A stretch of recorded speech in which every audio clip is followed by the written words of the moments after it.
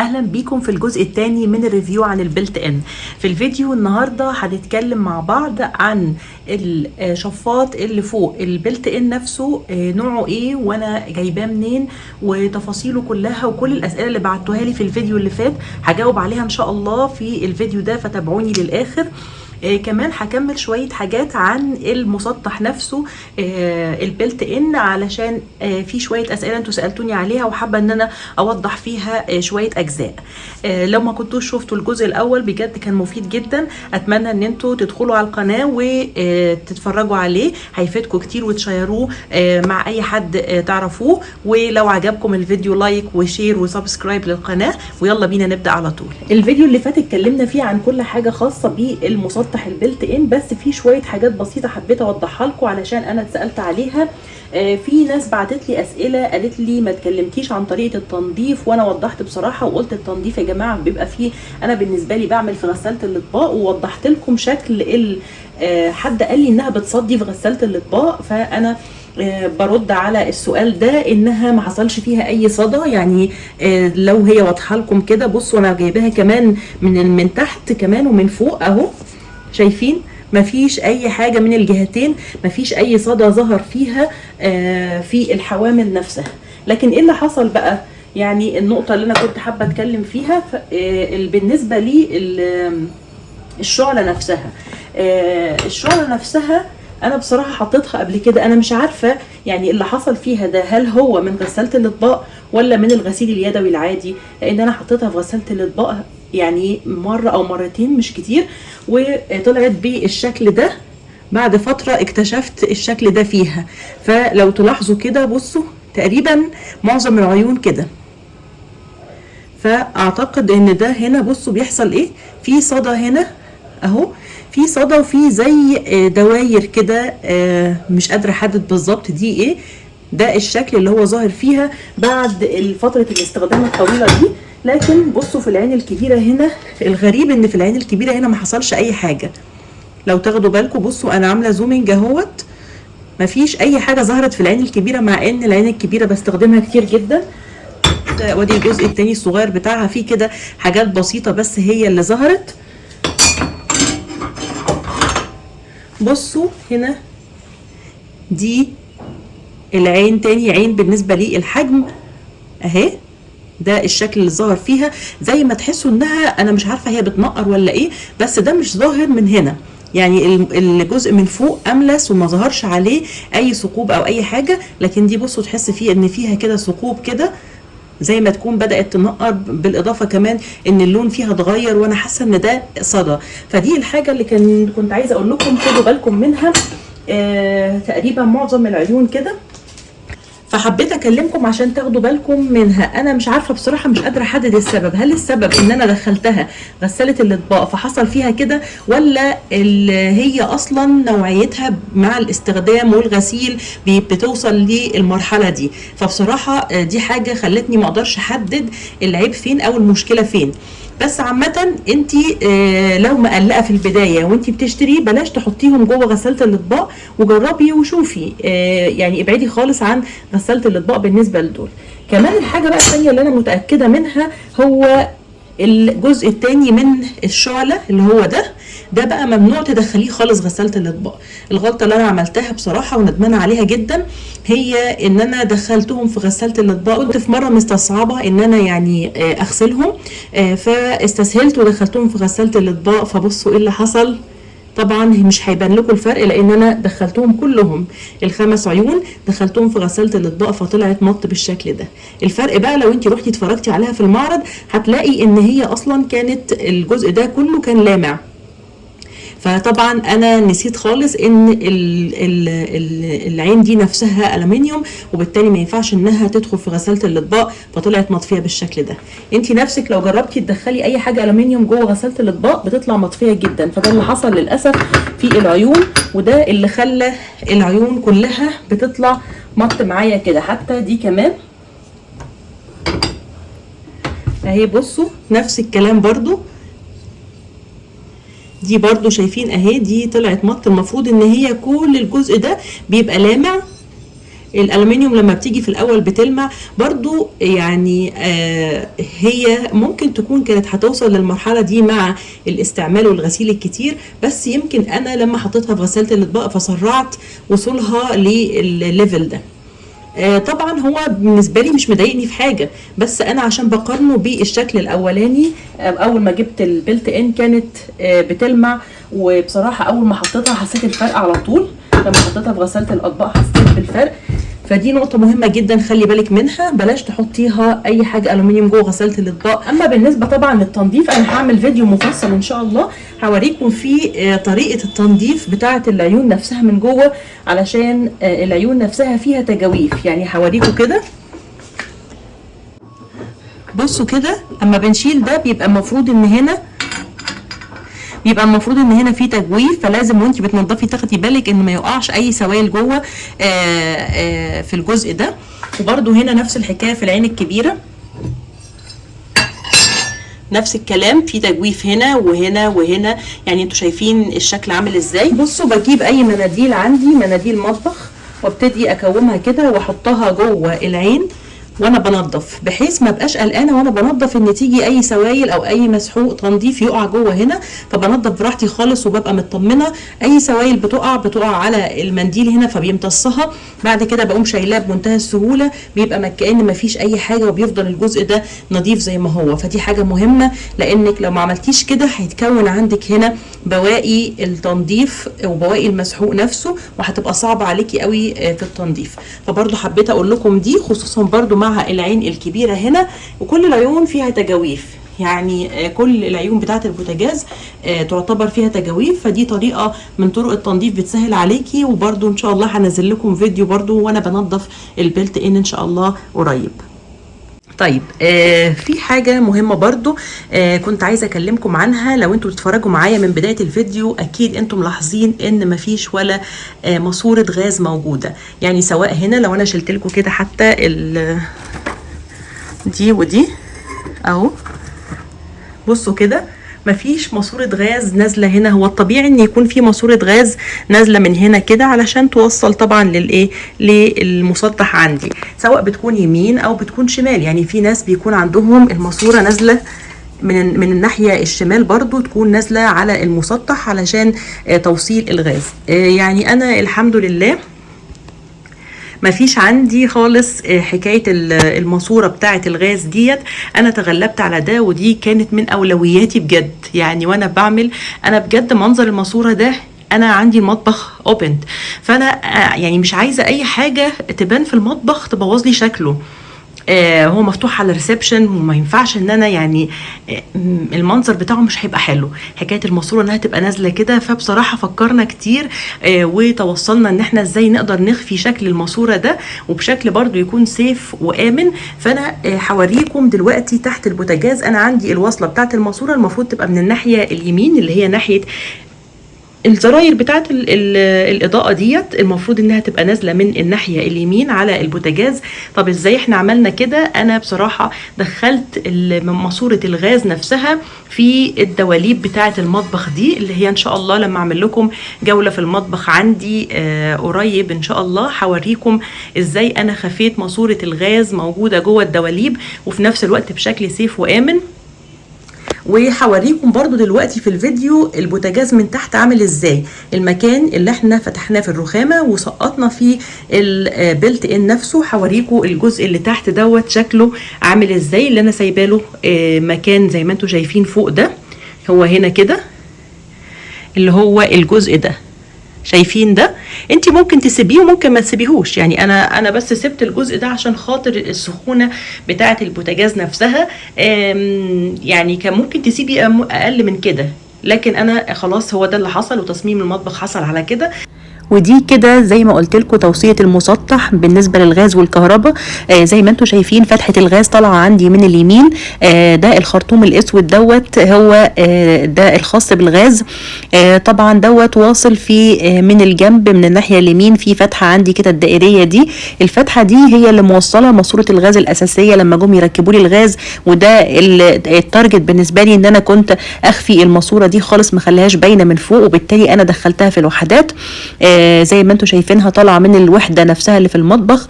وان شاء الله في الفيديو اللي جاي هوريكم ازاي انا دخلتها في وحدات المطبخ نفسها، هوريها لكم من جوه بالتفصيل. اما بالنسبه للجزء الابيض ده فهو ده توصيله الكهرباء اللي هي خاصه بدخول الكهرباء للمسطح نفسه علشان خاطر الاشعال الذاتي. فطبعا بعد ما بتسيبي 90 سم طبعا في الخشب وانت بتاسسي المطبخ من البدايه. نيجي بقى نتكلم عن الهود اللي انا اشتريته مع المسطح من نفس المكان زي ما حكيت لكم في الفيديو الاولاني. يلا تعالوا نعرف بقى كل التفاصيل عنه والاسئله اللي انتوا سالتوهاني في الفيديو اللي فات. ايه نوع الهود؟ زي ما اتفقنا ان هو كان قلبه وكان من نفس الشركه برضو. انا في انواع كتير هحاول احط لكم صورها. طبعا انا كنت منبهره جدا بالاشكال الديكوري اللي هي بيكون لونها اسود ومحطوطه بميل كده ولونها اسود وشكلها شيك قوي. حتى هم بيسموها في المحلات الشفاط ديكوري. هم يعني ده بيطلقوا عليه الاسم ده. وكان في انواع كتير على فكره، كان في انواع تركي وكانت حلوه برضو جدا. وطبعا لاخر لحظه انا كنت خلاص استقريت على النوع الاسود اللي بكلمكم عليه كديكوري وشكله حلو وكل حاجه. بس طبعا بعد يعني شويه حسيت ان لا، هيبقى موضوع تنظيفه صعب، مش هيبقى افكتيف قوي في عمليه شفط الدهون، وانا في نفس الوقت عايزه اجيب حاجه عمليه مش بس حاجه مجرد شكل وخلاص. طيب انا الحمد لله النوع ده بعد ما كنت بتفرج واستقريت على الاسود يعني تقريبا خلاص، وانا خلاص هروح اشتري لقيت النوع دوت لسه نازل جديد من شركه قلبه. كانوا ساعتها منزلينه جديد. هو على فكره جايب ميل زي ما انتم شايفين كده. الميل بتاعه ده حلو جدا علشان لو انت جبتيه ستريت ممكن لو انت طويله هتحسي ان ايه، ان في حاجه مضايقاكي، تحسي برضو ان في حاجه خانقاكي، حاجه فوقيكي كده مضايقاكي وانت واقفه. لكن لما بتجيبيه بميل بتتغلبي على النقطه دي فبيكون احسن كتير. يعني ده الميل اللي انا بقصده اهو. لو انتوا شفتوه كده من الجنب هتحسوا لا هو جاي بميل نازل من فوق كده على عامل كيرف كده. طبعا الاضاءه بتاعته عجبتني قوي لان الاضاءه بتاعته موجوده من قدام مش موجوده من ورا. طبعا زي ما انتم شايفين لمبتين كده، واحده يمين وواحده شمال، الاثنين دول موجودين من قدام، فدي مظبطه لي الاضاءه. لان انا عندي اضاءه خلفيه زي ما انتم شايفين ديت اللي هي النور الليد اللي انا مركباه تحت ده، فانا كنت محتاجه اضاءه اماميه، فده عجبني جدا في كده. الحاجة اللي بعد كده نصيحة بجد، وانتي بتشتري اي هود للبوتاجاز ما تجيبيش اللي هو بتكون الفلاتر بتاعته بتكون عبارة عن سلك، لانها بجد صعبة جدا جدا في التنظيف وعمرها قصير جدا.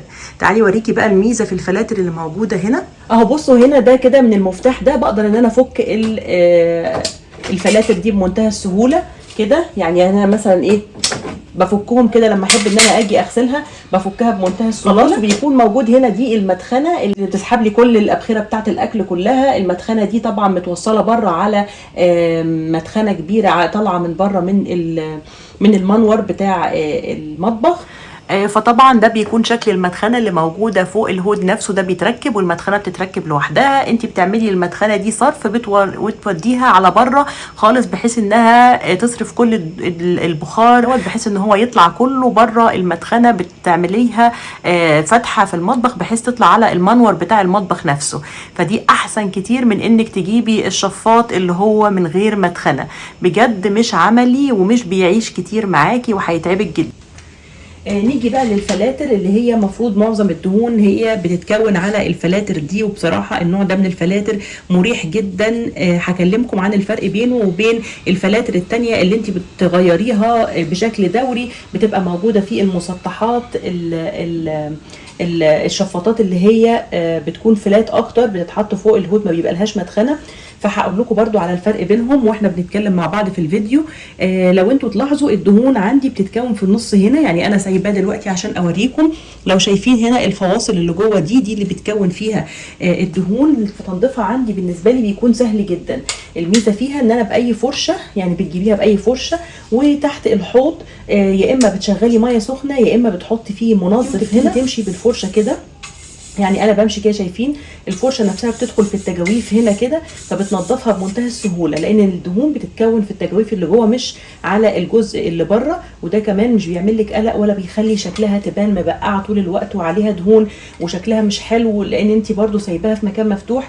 فده بصراحه مش بتعمل كده ابدا، الدهون كلها بتتكون جوه التجاويف دي. فبالفرشه كده بمنتهى السهوله زي ما بقول لكم بتطلع عادي عندي بسهوله خالص، او بدخلها الديش ووشر بتطلع في منتهى النظافه من غير ما اتعب نفسي ولا حاجه. اوقات كتير بدخلها مع حوامل البوتاجاز واريح نفسي. فبصراحه هي عمليه، وعشان هي كمان ستانلس فبتستحمل، هي مش الومنيوم عشان تخافي انك تحطيها في غساله الاطباق، هي ستانلس، فده بيخليها عمليه انها تقدر تدخل غساله الاطباق وتتغسل بمنتهى السهوله. ودي برده من المميزات اللي خلتني اختار النوع ده من الشفاطات. بصوا كده كمان طريقه تركيبه سهله جدا، انا بس مجرد بحطه كده وبضغط على الجزء اللي فوق ده بثبته بمنتهى السهوله كده، خلاص هو ثابت. فالخلاصه بجد يا بنات يعني لازم تاخدي بالك من نوع الفلاتر وانتي بتشتري. الافضل زي ما قلت لك الفلاتر الستانلس، ما تجيبيش الفلاتر اللي هي الشبك دي لانها متعبه جدا جدا في التنظيف، وكمان بتحتاجي ان انتي تغيريها على فترات، يعني المفروض انها بتتغير بشكل دوري كل 6 شهور لان ما بيكونش فيه مدخنه فوق، فبالتالي كل الزيوت بتتجمع فيها وكل الدهون بتتجمع فيها وتنظيفها صعب جدا. وكمان عمرها قصير، فكل دي خلت الفلاتر دي افضل بكتير، تنظيفها سهل كتير، بتعيش فتره اطول، هي ستانلس ما بتغيرش لونها، تدخل غساله الاطباق وانت مطمنه خالص. فكل ده بتخلي يعني الفلاتر دي طبعا مفضله عن التانية. كمان حاولي تجيبي كل البادي بتاع الشفاط نفسه يكون ستانلس، ما هتجيبيش ازاز لانه برضو هيتعبك ومش عملي. والكلام دوت بناء على تجربه لناس اصحابي انا اعرفهم اللي هم اختاروا النوع اللي بحكي لكم عنه اللي هو الشفاط الزجاجي. كمان الشفاط اللي هو الهرمي اللي بيكون ديكوري لونه اسود برضو حاولي تبعدي عنه على قد ما تقدري، لان قوه الشفط بتاعته حتى لو قالك ان هو 1000 واط لكن هو برضو قوه شفطه مش عاليه وما بتوصلش ل 1000 واط. للاسف قوه شفطه ضعيفه وبالتالي بتتراكم عليه الدهون، ودي حاجه مش عمليه بالنسبه لي. الميزه هنا ان الشفاط طبعا كله ستانلس، والاضاءه الاماميه اللي قلت لكم عليها دي بالنسبه لي كانت اساسيه. تعالوا بقى اكلمكم عن السرعات الخاصه بالجهاز نفسه. دي هنا كده الاضاءه اهو، طبعا كده اللي بيتحكم فيه اللمبه نفسها. دي في 3 سرعات هسمعكم دلوقتي كل واحده فيهم. دي كده السرعه الاولى،